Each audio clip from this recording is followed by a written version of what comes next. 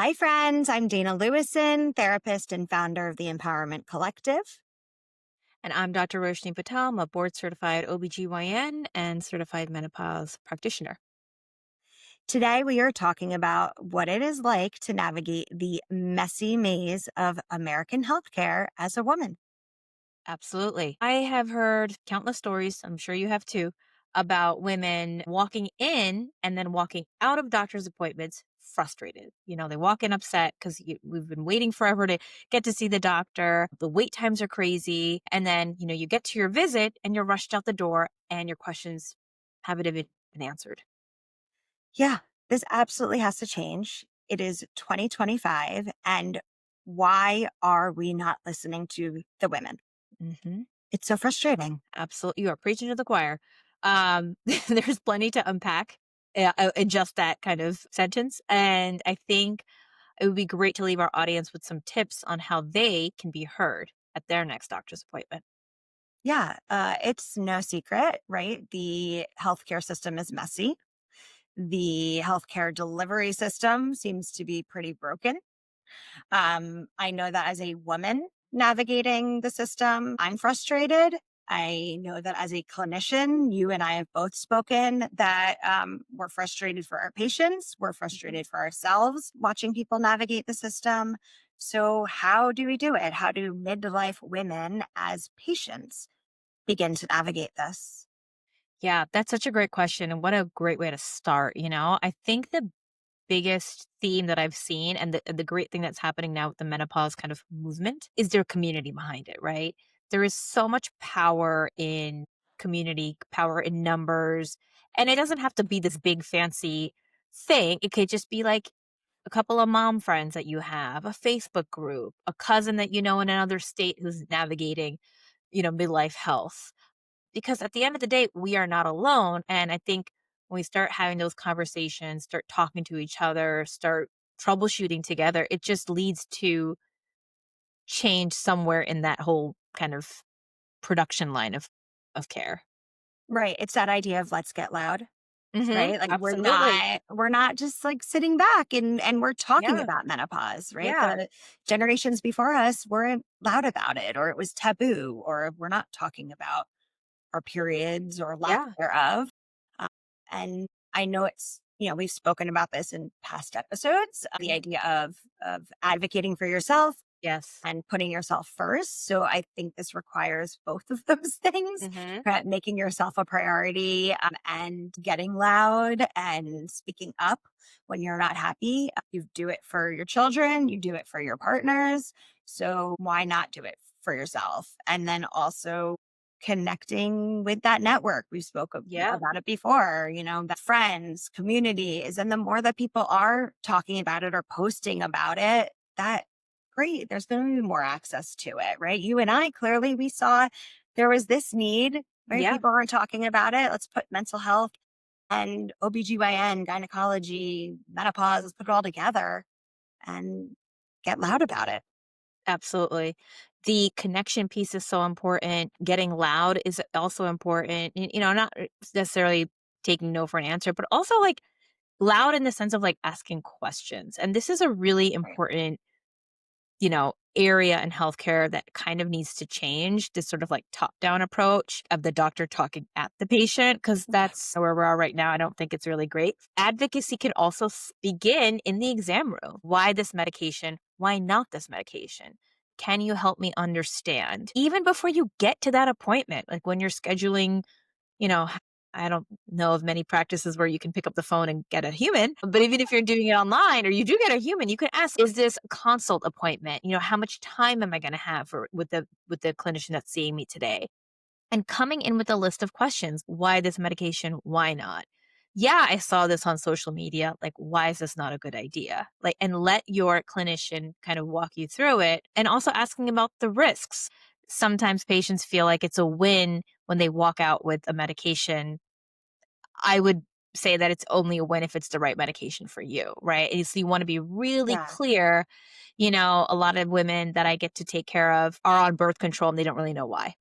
And it's not because it's for contraception, it might be for another reason, and that's fine, but like Why are you taking what you're taking? Why aren't you taking something else? Again, the questions. Just keep them coming. I think that's a really good way to get more information and walk away with some empowerment rather Right. than, again, they're not listening to me. It breaks my heart.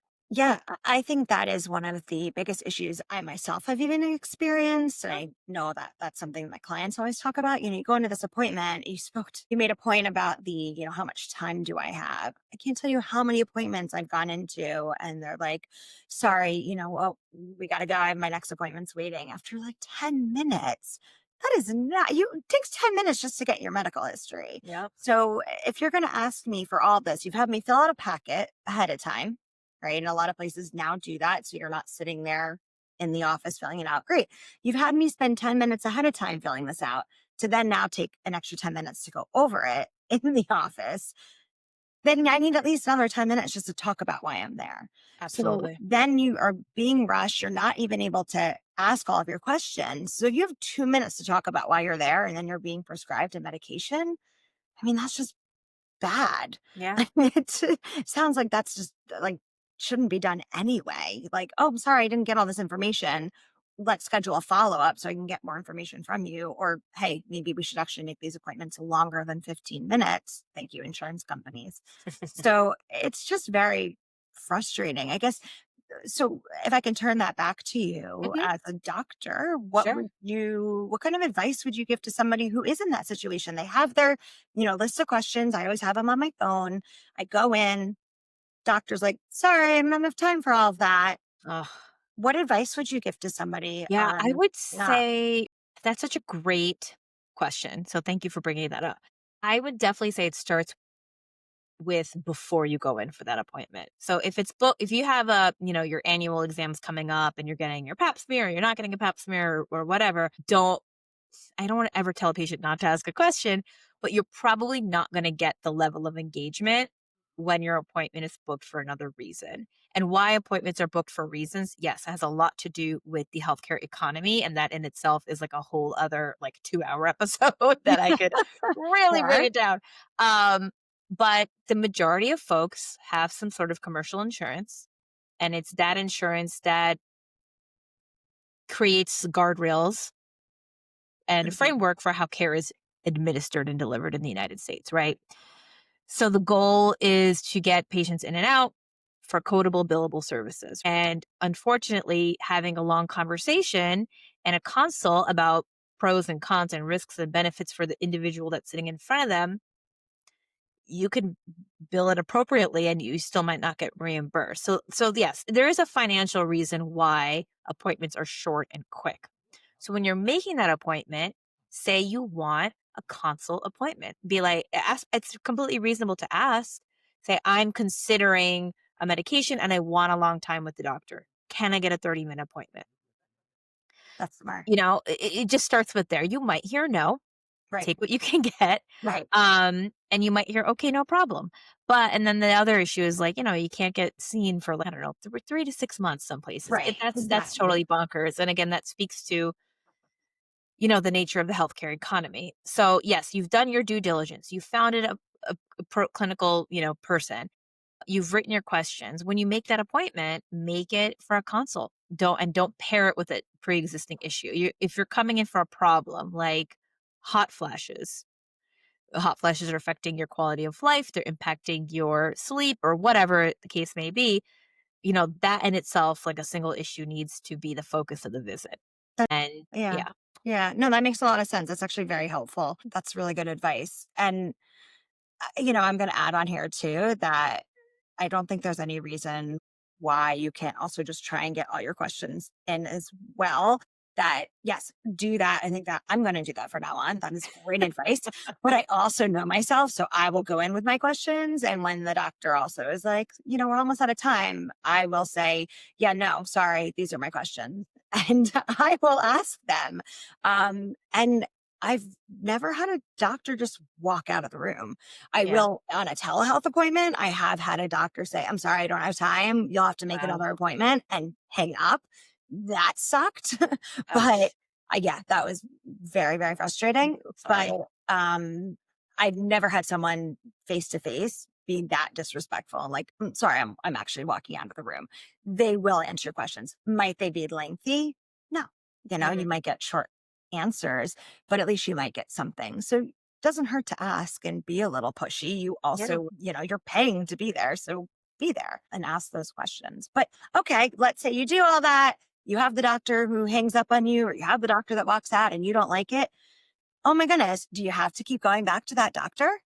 No. You don't. And that's the hard thing, finding somebody that resonates with you, that works with you. I'm sure you get that a lot, right? Yes. Right. Exactly. I say it with therapy too. You're not going to like everybody. And that's okay. You don't have to like me. You don't have to find the person that you do like. Yes, it can be a bit of a Goldilocks experience. You are going to have to taste a lot of bowls of oatmeals to find the right one, right? Or sit in the right chair, the right Yep. bed, whatever it was. But that's okay. It is more work. It is frustrating, but that's where you also can do those shortcuts, like ask friends. Who are Yeah. you seeing? Go on those Facebook message boards. Hey, who has a recommendation? I posted for a doctor for one of my kids yesterday and wrote, like, does someone have someone for X, Y, or Z that has a good bedside manner? Yeah. Like, that was something that was important to me. Um, Finding those, asking the specific questions where you can get help finding someone that meets your needs. I think that's important. Do it that way. Yeah, and just like, as a patient, your needs change, right? Like where you are in your life and what your goals are for your health, you might need to change up your roster of clinical care Yes. folks to reflect that. The doctor that delivered your kids might not be the best person to take care of your hot flashes. Uh, That's just an example. And they might be because doctors also change. I've taken a few career pivots myself to fine tune how I want to practice. And so, just like that, there's change on both ends of the scale. You just, like you said, the Goldilocks, you got to find just the right hit for the right meat for the right place and time. right. I think that's actually very important that, yes, there will be doctors that grow with you, Yep. right? Like, I remember when I was a baby therapist, I worked with kids. That was Yeah. it. And then I had my own and went, oh no, this is not for me. Hmm. And started working with moms who were pregnant. I was like, I can do that and I can do the baby thing. And, my practice has continued to change as I entered perimenopause. I'm like, oh, I like this area. Yeah. And so the same with the doctors you saw to have your baby. And are they growing with you? Are they able to help you as you enter perimenopause and menopause? If they are not, and they are prescribing the same stuff they did before you had children, and they aren't meeting you where you are, yes, it's time to ask around. It's time to Yeah. change. And that, I guess, brings me to a really big question because the thing I'm seeing the most, and I Yep. know you're laughing because you know where I'm going with this, because there's something I see all the time as we enter perimenopause, as people are like, how do I know if I'm in perimenopause? How do I know if I need to switch up my doctor? You have these patients you're saying are now coming to you because they want to take care of this next stage of their life, but they're still on birth control, probably prescribed again, might be right for them, it might not be right for them, but Sure. obviously prescribed by a doctor who knew them, from before they were in this phase of life. And so everyone's asking, can you test my hormones? Yes. Is that something that we can ask? I know I'm pivoting a bit, but I feel like we have to talk about this at some point in one of Yes. our episodes here. And I'm going to bring it in here. I think So it can makes we sense ask here. that? Can I ask you that? Can we ask I mean, that? patients can ask anything they want, right? Like technically, they can. And this is such a hot topic in the OBGYN world. Can I have my hormones checked, my labs checked? I just want to know. And there is a fair amount of docs will have like that cringe moment because they don't necessarily feel or they don't have the time, space, support to delve into the answers of that question. And I Okay. get that. And I've worked in those environments. I definitely get it. The other kind of ick factor that happens when we hear that question is that messaging is, or that question is kind of coming from, social media and not the non evidence based world because, it's a marketing is a free for all and you click one thing on Facebook and, Facebook knows what you want to look at and they're just going to hit you with those ads and targeted companies that also like there is value and money to be made in making people second guess and Mm. making people doubt and, kind of that fear mongering a little bit. But the short answer is yes, you can ask. But I'm going to share my approach to this very deep question. Oh, I'm So, excited. Okay, yes, do it's a it. little long, so Share. bear with me because I've been asked enough, and now I have my own little spiel. So this is technically it is a complex question to answer in a short amount of time that most healthcare visits have. And again, why short visits? Another episode. My approach in ordering tests, whether it's hormonal or otherwise, or it's imaging, is I ask myself a few questions. Number one, is this going to impact the patient's management or their course of care, right? Is this going to add any value to their clinical picture? Is this going to help me add a medication, pull a medication, change a dose? Is it then going to be like, oh, well, now I have to do all these other tests, right? If you do like a lipid panel and then you get something abnormal, have you opened Pandora's box and now you're going to have to order everything under the sun? That's an example. So you have to be really careful about what you order as a clinician. Is this going to add value? The other thing is this even accurate? Like, is this a reasonable test to do? And this patient with this clinical picture, with their history, with what else they're taking, with where they are in their cycle, are they breastfeeding? Are they postpartum? Are they trying to get pregnant? Have they never been pregnant? Like, there's all these layers of nuance that go into almost every single test that I order because I have to really make sure I'm doing right by the patient. So that's like one big thing. Is this going to impact management? The other thing is cost. And again, American healthcare, not so cheap, right? Not every test is covered, and covered doesn't mean free. And Hmm. clinicians, don't know the ins and outs of any one patient's insurance plan because these plans change. If you change your job, some things are covered. What's your copay? What's your deductible? There are entire departments that deal with this, that do, claims and benefits and all those things.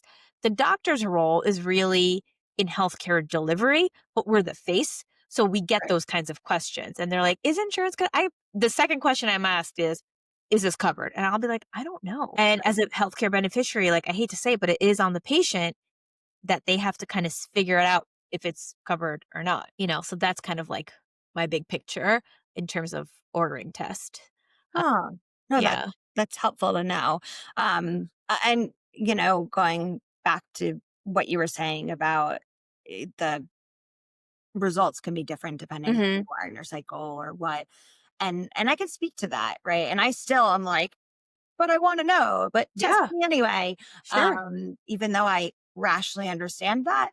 And based on blood work that I have had, I've shown up as being postmenopausal at one point. That was a fun experience.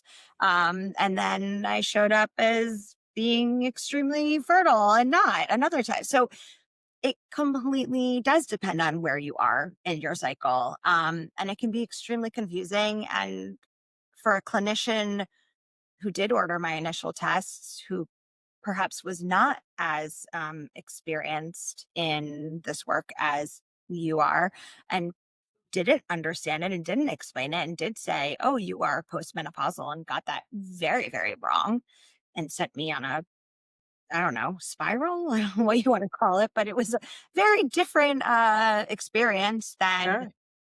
understanding that no, it's just a different place in my cycle.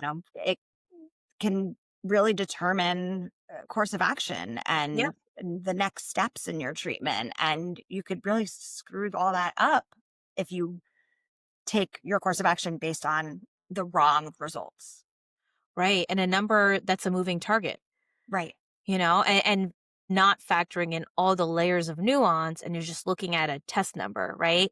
Right. We want to treat patients. We don't want to treat numbers. And I think, patients ask for these tests because sometimes there's national curiosity. Mhm. Sometimes, like we said before, it was like advertised or targeted to them. They Right. clicked on one thing on Instagram. It is also important to understand the patient's point of view. Like, and I will ask that directly. I just got out my last consult before we were recording was patient was like, I just want to, you know, see where I'm at. And we did the whole, moving target. This is not going to be accurate. Da da da da da. But I did it because I wanted to to do it and explain, and she was, understanding of that. But it was mostly about like understanding, where she was in life and how she could take better care of herself. And it's okay to ask that directly as the clinician on the other side. Be like, well, you saw about it's this thing online. Why do you think it's important? And Right. that could open up a whole other conversation that is actually going to be a lot more meaningful to both the patient and the doctor. Right. Right. So that's on then the doctor, on the clinician to ask that question. Why is it that you want to know? Right. I'm going to do Yeah. that in therapy. I had a client earlier today who said, I would like to be referred to someone for EMDR. Okay. Tell me about it. What is your goal Yeah. in that? Well, I really want to understand my threshold for blah, blah, blah, blah, blah, blah. Okay. Well, is that something that we can do instead of now you have to add another doctor to your week or Hmm. whatever? Is that something that we Right. can figure out here? So, yeah, I think that that takes some ownership on the clinician to also ask those questions. Then, why is it that you're looking for this? Right? If someone said to me initially, "Why is it that you want those results?" Well, okay, then we would talk about the symptoms I'm experiencing. Had we talked about those Hmm. symptoms, then we would have just treated the symptoms and I Yeah. never would have gone down that entire path of, post-menopausal, whatever you want to call it. Right, that's the other thing. You find someone to order these tests, you get the tests ordered. What do you do with the results? You know, Right. interpretation is so nuanced, and then, you're giving this interpretation or your analysis to the patient, like what is that doing for them? And it's unfortunate, but then some people are kind of misinformed or they don't have the full clinical picture, which sounds like is what kind of something that you went through, which is really unfortunate. Um and kind of missing the mark. Yeah. Right. And Yeah. again, why I always say to people, and actually, in all fairness, this one doctor who I'm thinking of, I was referred to her by Yeah. someone else who had amazing results from her. And Yeah. people do sing her praises on Facebook. So everyone's experience is going to be different. And you do have to listen to yourself and recognize when you feel like something isn't right. And just because a doctor works for someone else or they're a match, right? It's like movies and books, right? Not Yeah. everyone likes the same thing. Absolutely. Okay, well, why would a human be different? So it doesn't feel like a good match. It's not a good match. That's Yeah. okay too. Totally agree. I totally agree. Advocating for yourself. All right. So here we are, woman. All right. She either asks to do the testing, she doesn't ask the testing, but she's got a really wonky cycle. Now she's Mhm. coming to you for that. Right. Now what? What do you do?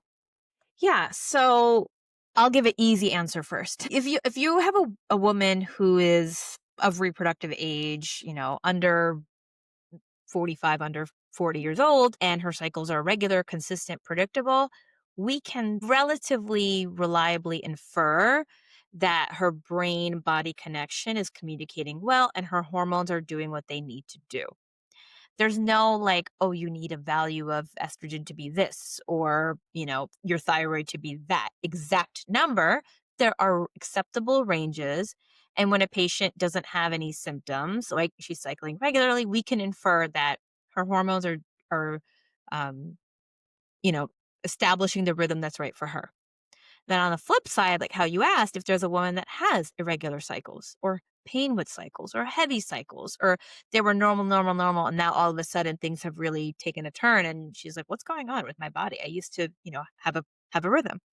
That woman I would investigate a little bit differently. So this is where, blood tests or an ultrasound, maybe some of those blood tests are hormonal. Maybe there's something else. Mhm. Maybe we want to understand, her iron, panel a little bit better. Maybe there's something else going on with her blood cells that's inhibiting her from clotting appropriately, right? So it's not, not all heavy bleeding and pain is related to hormones, but some of it can be.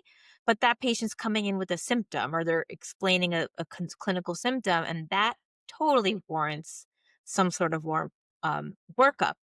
But again, it is a moving target. So if you don't have a predictable cycle, it is a little bit of a diagnostic quandary in terms of when do I check what hormones? And that's again where the nuance comes in. Um, and also, what does the patient want? Is she coming in because her cycles are irregular and she wants them to be regular? Is she coming in because she's having so much heavy bleeding, it's impacting her quality of life? Right? Because that's also going to guide your workup in terms of what tests make sense to order. How is it going to, add to her clinical picture? And that's another place where patients can say, well, doctor, why that test? How is this going to help me? How is this ultrasound going to help you understand why I have painful cycles? Hmm. And that's just a very, topical example. And then, then it turns into again, like, I want all my hormones checked, might as well, or can we look for extra things? And then I'll go back to the above, like, why are we ordering this? What, is it covered? And how is this going to move the needle for you? Right. Cause I never want to order a test and then give the result to a patient. And then they're, worried and concerned and doom and gloom. Like, if that's what it is, that's what it is. But I don't want it. Right. I want to help them. I want to do the things that are going to improve their quality of life, not make them concerned, anxious, nervous. And then I'll just Dr. Google's quandary of like, are my labs normal? We don't want that. Google is not your friend, guys. Dr. Google is not your friend. ChatGPT is not your doctor. No, There are resources, but they are not the end all be all. no. Really We not. also don't have people going on every day typing in, "It was a great medical day," right? It's only people Right. are like, "Oh, the worst thing happened to me." All right. So, next question. I'm just going to keep asking you all the medical Great. questions that Fire away. people aren't on there with headphones being able to ask you. And I have headphones and a mic. So, I'm going to ask them. Use them.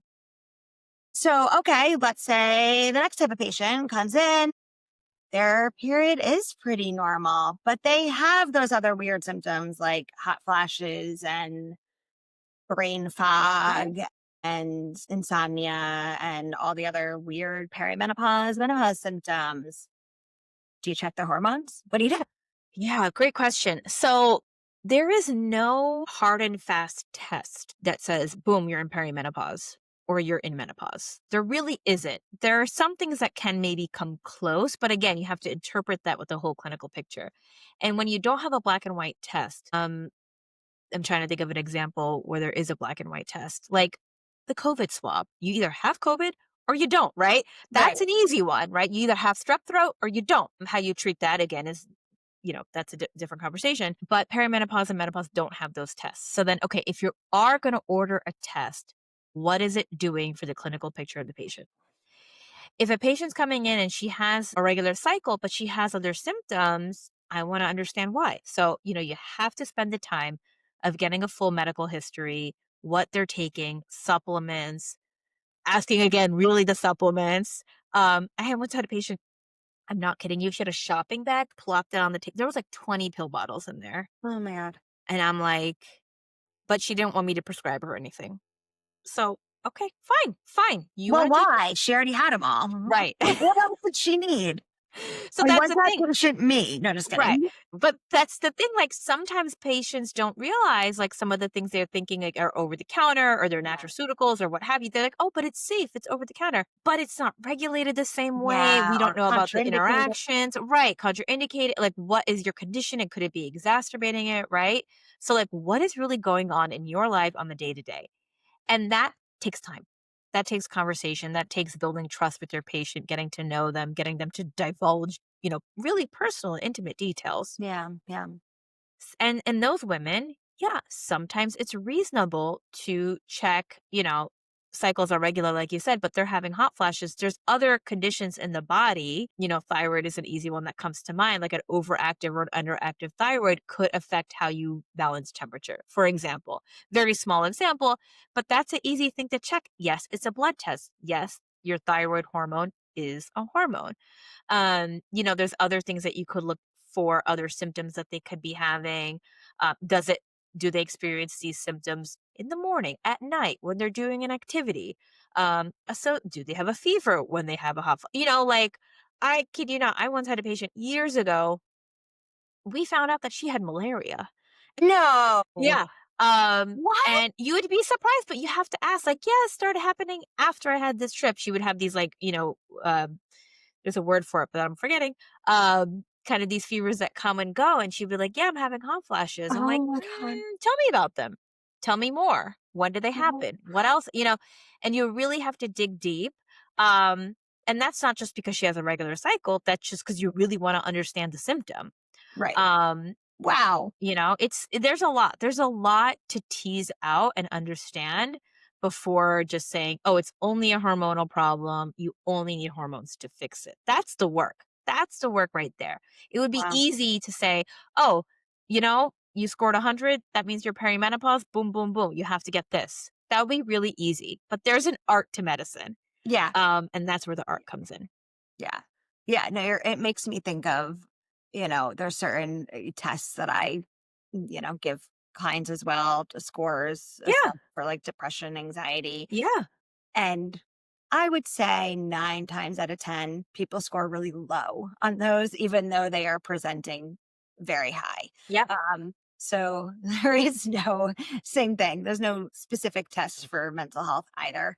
Um, but it's, it made me laugh at the same Yeah. time. And I'm those sorry. this And I'm still stuck depression on the malaria thing. That's yeah. insane. That really happened. And the depression screens, family history screenings, alcohol screening, all those questionnaires are important. So important. Oh my god, and I need to make a little note here. I'm not minimizing them. I will still Yeah. continue to hand them out Oh, for because sure. we could always be missing something. Right. And you and I will both agree on this. Just because someone scores whatever middle range or high range, or it's evident that they Yeah. have some type of depression, the same intervention isn't going to work for everybody. And that's the work, is And figuring out what's going to help that patient. self-reporting is different for everybody, Yeah. right? What I say is feels very extremely anxious for me could be someone else, or my white knuckling is different than somebody else's. So, what's tolerable, right? Those pain scales, the smiley Yeah. faces Smiley in the face. Yeah. hospital, right? I always joke. I'm like, I've had children, push children out. Yeah. So nothing will ever be a 10. I broke a Yeah. toe. How that's not a 10, right? Like I pushed a Yeah. child. And I'm like, I'm never smiling in the hospital. Like, I'm not even gonna smile. So, Right, right. I'm like at a That's fair. 3, 4. Right, right. Yeah, it's conversation, it's nuance. There will be testing. There's plenty of testing time, and that's the other thing. I think I hinted at this before. We have become a little obsessed Yeah, with tests.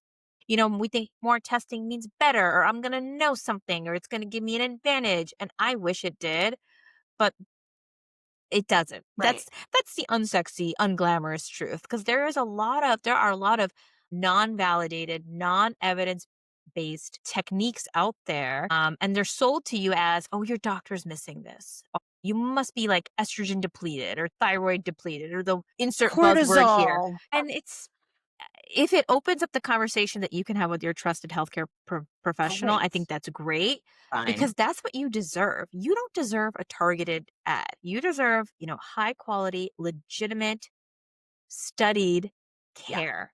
right. And then, yes, will I every now and then? Not often, but go kind of in the like little bit of a gray zone. Yeah. But I only go there if and when the patient is ready to go there. And if and when we've exhausted, options A through G, Right. and we need to really kind of broaden our toolkit, or I'll rope in another specialist, or we'll pivot. But that's because I have a therapeutic relationship with them.